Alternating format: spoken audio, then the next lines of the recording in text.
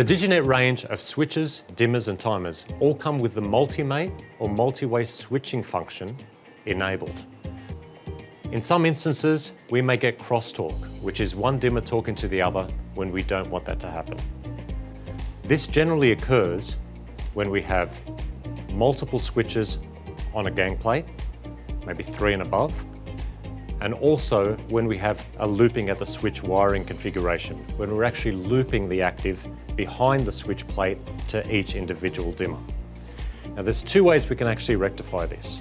The first is by disabling the multi-mate function. If those dimmers do not need to be used in a 2-way or 3-way configuration, it's easily programmed out. The other way is by using an MMID. Now the MMID is just an inductor that goes into the circuit across the active and switch, and it'll clean out all frequency interference and allow those dimmers to work properly and effectively. For more information, go to pierlite.com.au.